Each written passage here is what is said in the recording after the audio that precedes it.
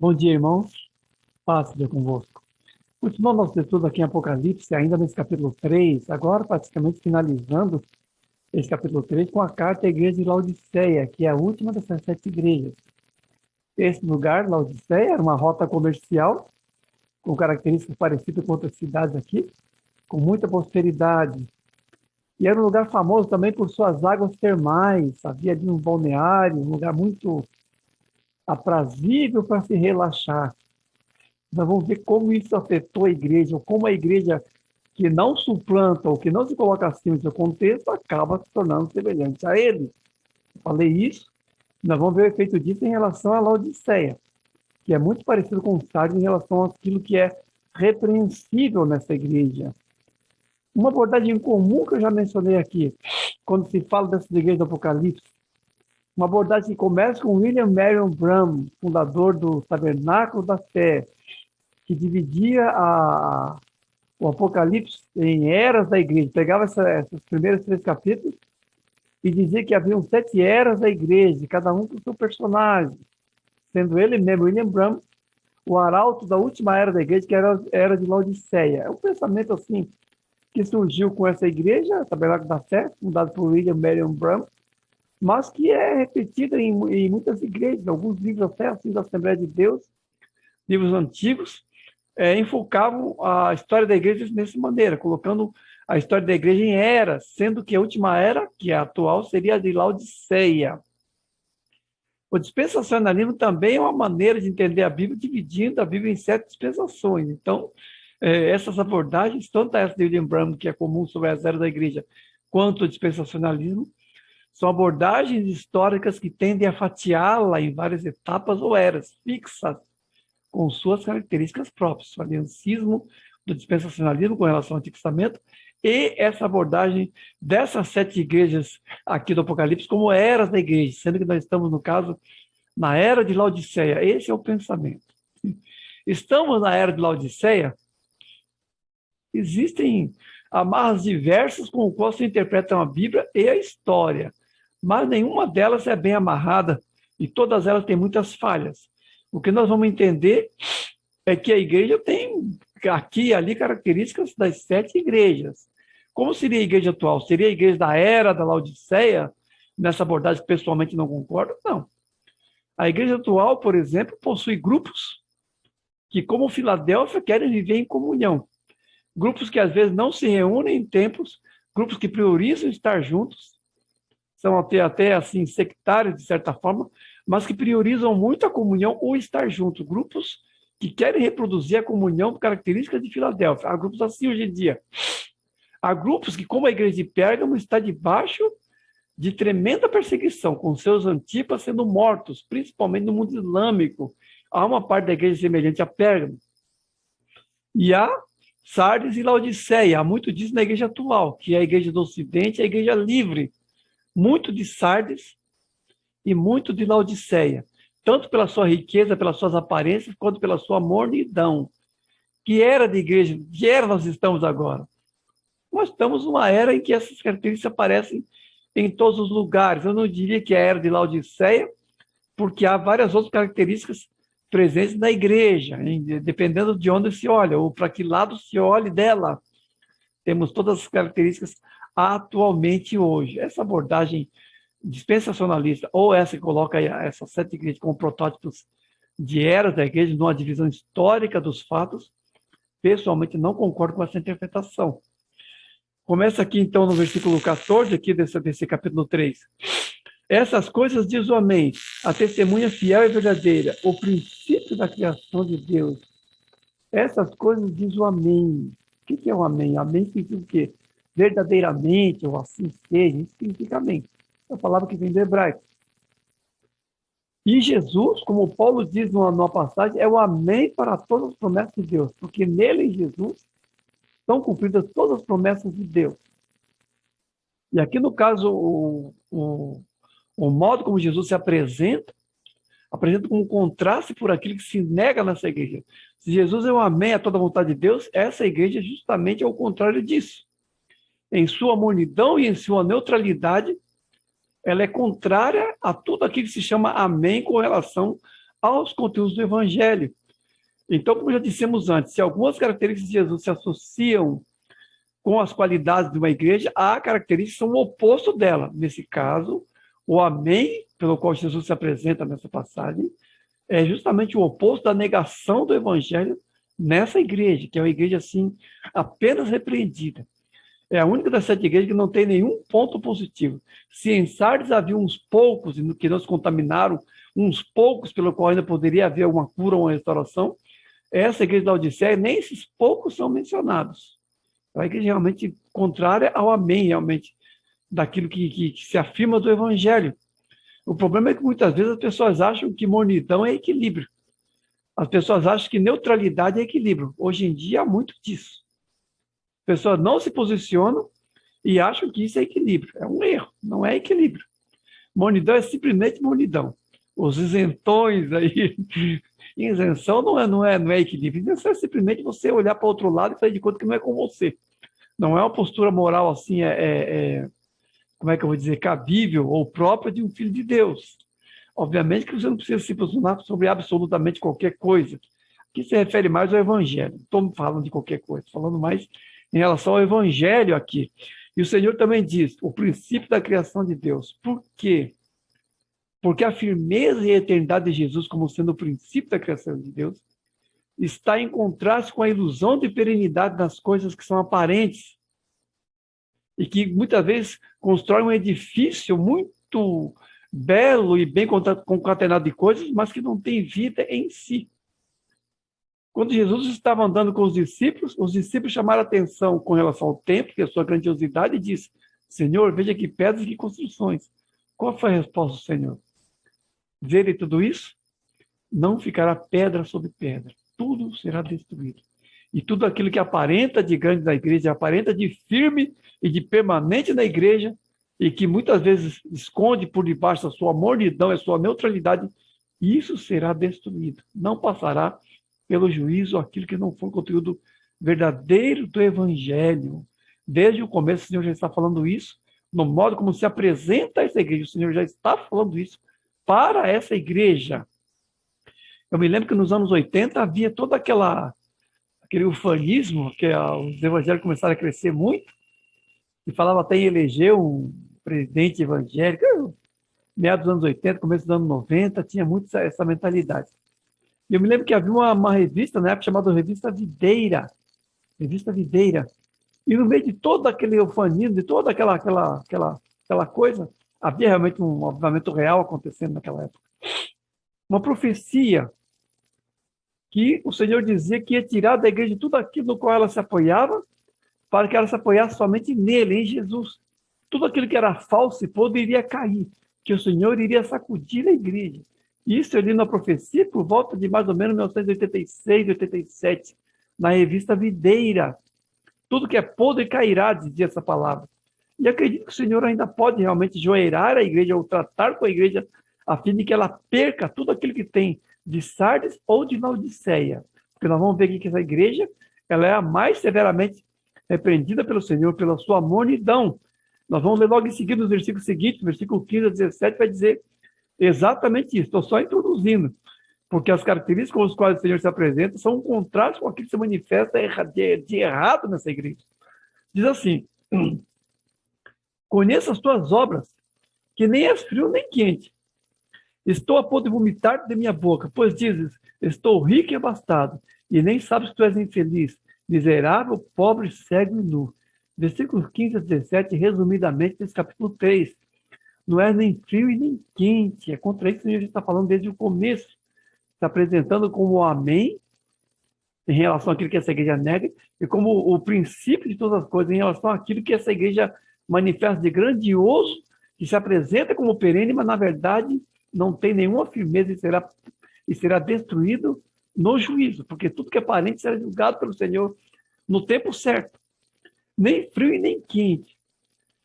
Indefinição de identidade espiritual. Essa igreja já se tornou aquele sal insosso que o Senhor disse que não serve para nada, a não ser para ser pisado pelos homens. Inútil e desprezível. Insosso, nem frio e nem quente. Nem frio e nem quente. Uma repreensão severíssima do Senhor aqui. O fato é que o relativismo coloca o homem como medida de todas as coisas. Um filósofo pré-socrático lá do século VI a.C., chamado Protágoras, disse que o homem é a medida de todas as coisas. E essa ideia foi retomada no modernismo, né, a partir da Renascença, no humanismo e principalmente do iluminismo em diante, com essa era cientificista e humanista que temos até hoje. E mesmo hoje, quando estamos num contexto chamado pós-moderno, esse humanismo traz um relativismo 2.0 na nossa atual condição pós-moderna. Jeremias diz que o homem não é a medida de todas as coisas, que não é do homem que anda divide seu passo. E o profeta Isaías adverte severamente contra aqueles que se estribam em seu próprio entendimento, fazem de si mesmo a sua própria medida.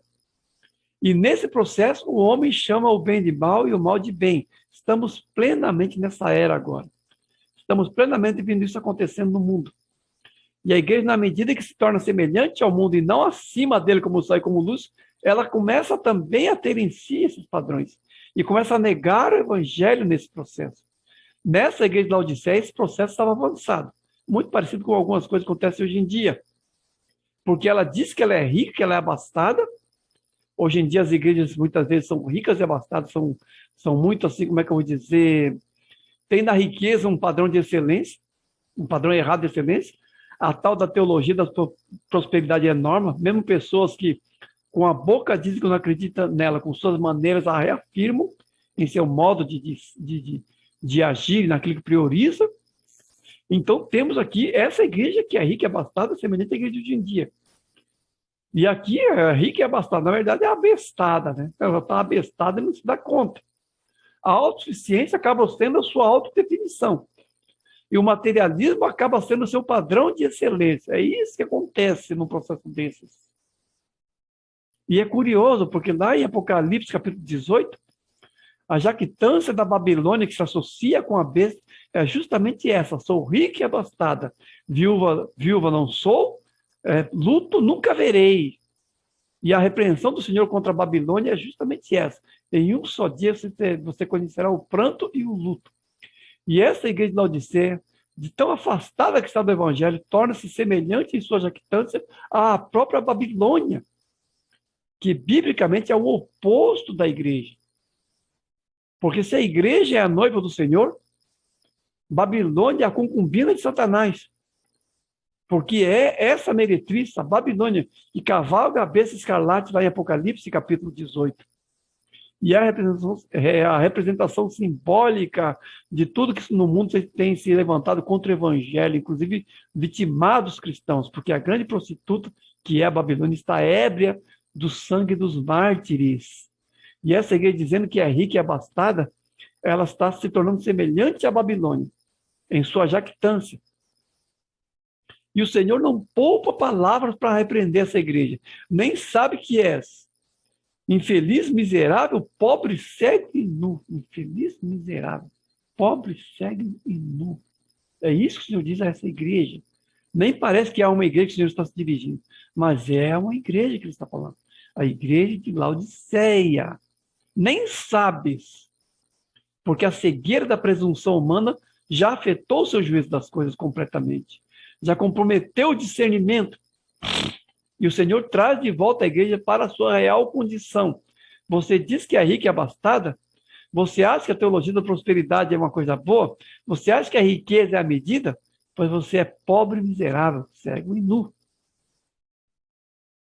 E o Senhor diz, vomitar-te-ei da minha boca. Essas características causam repulsa do Senhor. A mornidão dessa igreja, que é de alguma maneira capitaneada por sua riqueza, por seu falso, por sua aparência de grandeza, causa náuseas no Senhor. Há nenhuma outra dessa igreja dita uma palavra tão forte como essa. Estou para vomitar da minha boca. Eles me causam nojo. É realmente horrível, Senhor. Conhecemos o Senhor misericordioso como é falar uma palavra dessa para uma igreja. É realmente terrível isso aqui. A igreja está cega e perdeu completamente a referência. Seu verdadeiro conteúdo. O falso e o verdadeiro ali estão completamente confundidos para essa igreja. E ela está assim, fora completamente. Em todo o seu Fausto, em toda a sua riqueza, em todas as suas aparências de grandiloquência. Ela está completamente enganada. Depois o versículo 18 diz assim: aconselho-te que de mim compres ouro refinado, vestiduras brancas e colírio para ungir os olhos. Ouro refinado, vestiduras brancas, colírio, que são os verdadeiros conteúdos do evangelho. A igreja deve rever seus rumos e suas prioridades. Urgentemente, a igreja deve rever seus rumos e suas prioridades. Entrar de posse da verdadeira riqueza, são as riquezas espirituais, as riquezas insondáveis de Cristo, não a riqueza material, não a prosperidade, mas a humildade perante o Senhor, que é a verdadeira riqueza, as riquezas de Cristo, que só vem justamente pelo oposto da opulência, que é a humildade, que é a perda e não o ganho. Depois disso, para ter vestiduras brancas. Por quê? Porque é uma nudez a igreja achar que está bem vestida com as vestimentas do mundo. Perante o Senhor é nudez isso, não é vestimenta, é nudez. E as vestiduras brancas são justamente as vestiduras que não podem ser vestidas a menos que se dispa das vestiduras falsas, da opulência, da prepotência, da riqueza e das coisas aparentes. A igreja deve se desnudar primeiro, para depois ser revestida das verdadeiras vestimentas brancas, que são as vestimentas de santidade. E colírio para ungir os olhos, porque o colírio do Senhor, ou a visão do Senhor, a percepção das coisas de Deus, verdadeiramente é a única visão que podemos ter nesse mundo. Nada daquilo que se apresenta como visão nesse mundo é visão verdadeira. Pelo contrário, é justamente o aspecto mais terrível de sua mais profunda cegueira. E a igreja de Laodiceia, parecida como é com o mundo, imbuída que está de coisas do mundo, está completamente cega. Sua visão é completamente turvada. Completamente turvada. E o Senhor aconselha ela que reveja completamente o que é a verdadeira riqueza, o que é a verdadeira vestidura e o que é a verdadeira visão, porque em todos os aspectos o falso já se passou pelo verdadeiro perante essa igreja. Finalizando, o Senhor diz assim, finalizando não, tem mais um ponto ainda, né? Mais 2 pontos. Versículos 19 e 20 resumidamente, diz assim: eu repreendo a todos quanto amo. Eis que estou à porta e bato. Se alguém ouvir a minha voz e abrir a porta, entrarei na sua casa e cearei com ele. Eu repreendo, né, a todos quanto amo. Repreendo a todos quanto amo. Os apelos amorosos do Senhor. O Senhor está repreendendo a quem ama. Lá em Hebreus diz isso. Agora, nem sempre a repreensão e a correção do Senhor é agradável. A repreensão é muitas vezes dolorosa. A dor muitas vezes é necessária. Porque, infelizmente, aquilo que nos faz desviar do Evangelho são apegos que nos dói muitas vezes. Você reconhecer que você está errado, você reconhecer que você está se desviando da vontade do Senhor de alguma maneira. É necessário uma volta, e muitas vezes essa volta é dolorosa, a repreensão do Senhor é dolorosa, mas é uma repreensão absolutamente necessária. Eu me lembro aqui do Salmo 51 de Davi. Quanta dor deve estar havendo no coração de Davi quando ele escreveu o Salmo 51. Salmo 51 é um salmo extremamente doloroso. Restaura os ossos que esmagaste, diz o Salmo 51. É um coração compungido. Davi está tremendamente abatido, mas o pecado que ele cometeu foi tremendo também. E o Senhor o está repreendendo severamente para que ele não se perca. Então, a repreensão, por mais dolorosa que seja, visa o nosso conserto diante do Senhor. E aqui o Senhor se coloca à porta do nosso coração, batendo e fazendo seus apelos, para que retornemos. É curioso que essa imagem do Senhor batendo no coração, eu já vi essa imagem usada para evangelismo, que Jesus está batendo na porta dos incrédulos, querendo entrar no coração dos incrédulos. Cabe bem para evangelismo realmente essa imagem. Mas aqui está falando para uma igreja, não está falando para os incrédulos aqui, é para uma igreja. De que lado da igreja o Senhor está? O Senhor é o cabeça da igreja, mas é estranho que em muitas igrejas o Senhor está do lado de fora e não de dentro. É estranho que em muitas igrejas, pela sua opulência, pela sua riqueza, pelas suas prioridades erradas, pelo seu burburinho, o Senhor não está dentro dela, está do lado de fora, batendo na porta e querendo entrar. É estranho para nós isso? Pois é exatamente o que essa passagem quer dizer. É exatamente o que está dizendo essa passagem. Igrejas nas quais o Senhor não entra. Pessoas estão fazendo coisas para Deus sem ter relação com a obra de Deus. Infelizmente, esse é o quadro possível. Foi possível, né, em Laodiceia e está sendo possível hoje em dia de diversas maneiras. Mas a palavra do Senhor, depois, no versículo 21 e 22, a promessa do Senhor para aqueles que se mantêm fiéis. Ao vencedor, dar-lhe-ei sentar-se comigo no seu trono. Isso é o versículo 21 e 22, resumidamente. Agora sim, terminando. Ao vencedor, dar-lhe-ei sentar-se comigo no meu trono.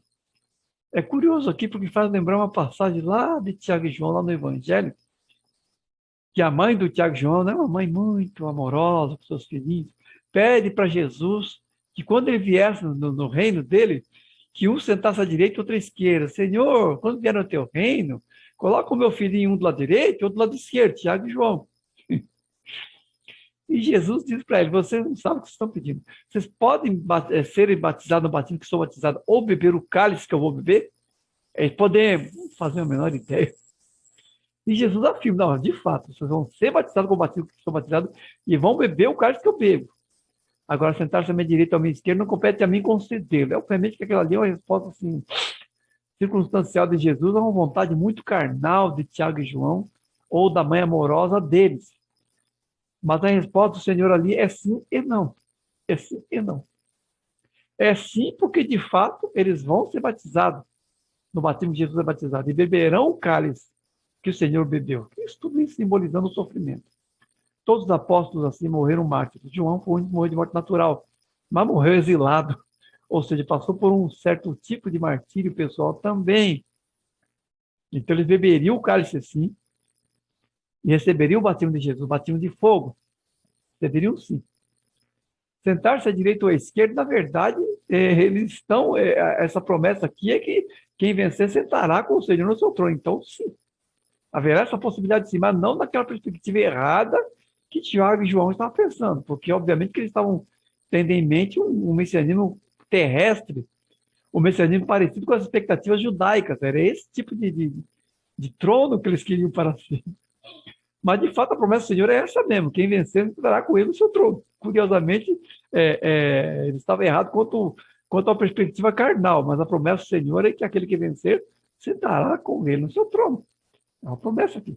Mas no sentido espiritual, porque, veja bem, nós estamos já agora assentados juntamente com o Senhor nas esferas celestiais. Nenhum de nós, como é que eu vou dizer, precisaria pedir para o Senhor, deixe sentado no teu... Não, já estamos. A nossa posição espiritual já é de sentar assentados nos lugares celestiais junto com o Senhor. Já estamos assim espiritualmente colocados. Mas aqui a promessa, obviamente, é a eternização dessa condição nos novos céus e nova terra, como já disse antes. Em Apocalipse vai sempre repetir isso. Coisas que já são, assim, de certa forma, um antegozo em nossa condição espiritual vai ser plenamente colocado como vida eterna nos novos céus e nova terra.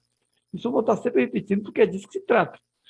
Os novos céus, a nova terra e a nova Jerusalém trará como condição eterna aquilo que exercemos agora como parte da nossa identidade espiritual. Inclusive, sentarmos com o Senhor em seu trono. Se já estamos agora sentados em lugares celestiais em Cristo Jesus, o fato é que, se vencermos, ou se formos dignos da vida eterna, se lutarmos até o fim e formos aprovados pelo Senhor, essa condição será efetivada na eternidade, com vida eterna com o Senhor. A igreja, ela é algo agora e será algo na eternidade. Será planificada na eternidade em tudo aquilo que exerce embrionariamente agora, nesse tempo. A igreja, hoje em dia, finalizando, na verdade, toda essa parte, né, que é a parte que se dirige às igrejas, porque do capítulo 4 em diante sairemos assim dessa fala dirigida à igreja diretamente. Mas a igreja de hoje em dia, ela tem, principalmente a igreja do Ocidente, a igreja europeia, a igreja latina, a igreja de uma parte do mundo, a nossa parte, no caso, ela tem muito de Sardes e de Laodiceia, porque ela tem muito de aparente e, pelo fato de ter muito de aparente, tem muito de morna. Infelizmente, Sardes e Laodiceia sintetizam o pior da igreja em riqueza e aparência, gerando como consequência mornidão. E para nós que estamos aqui, devemos ser pelo menos aquele resto fiel que não se contamina como está lá em Sardes. Porque a representação do Senhor para nós é isso. Eis que estou à porta e bato. Quem tem ouvidos, ouça o que o Espírito diz à igreja. Ouçamos então os apelos do Senhor. E, se for o caso, nos submetamos à sua disciplina e voltemos realmente aos termos reais do Evangelho. Porque o Senhor tem um projeto para nós e tem suas promessas para nós. Mas é preciso corrermos a corrida, vencermos a batalha e conquistarmos a coroa. Amém? Deus abençoe os irmãos.